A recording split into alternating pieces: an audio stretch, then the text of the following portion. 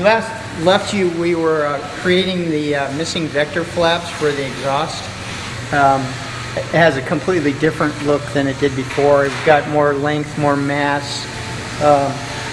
It's pretty much in the original configuration right now. There's a few stanchions that we'll show you in a few moments that will come in here that support the nozzles. And there's a little bit of finished painting to do, and we'll be there. So what we have here are some of the missing pieces that we had kind of reconstruct from scratch. Pretty much everything here, we kind of depleted the entire shop of everything that was old.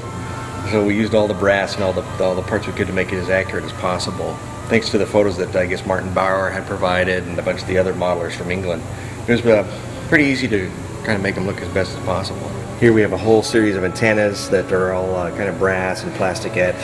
They're mixed with a lot of the existing pieces and use the photos as reference as much as possible to be as accurate as we could. There's 3 that go on there, but there's kind of 2 of them.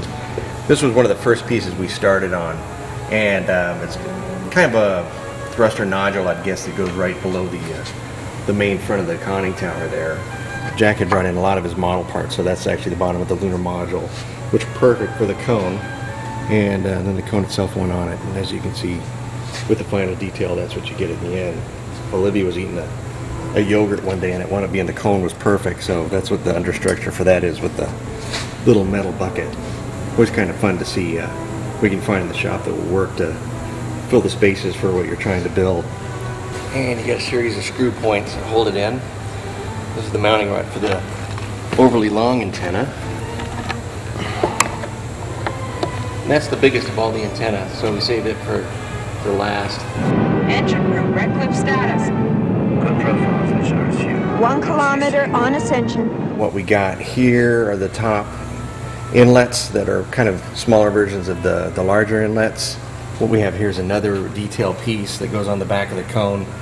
This is actually built for the center cone, which is vastly different the way it has the strut system than the 2 outer cones. We followed the outline of what once was. That goes as such, and then the exhaust line feeds in right in there. So this piece isn't quite finished with the detail yet, but that's kind of how the layout will be. We get a series of strut formations that Jack did all the research on. And it has 2 kind of tripodial type arms that connect to it. So this was the master for it. We molded it, and then these are the pieces for it. Here you can kind of see the detail outline where the understructure detail went. So that's where this piece goes into play. I'll remove it so Jack can get in there. And this is with the side support.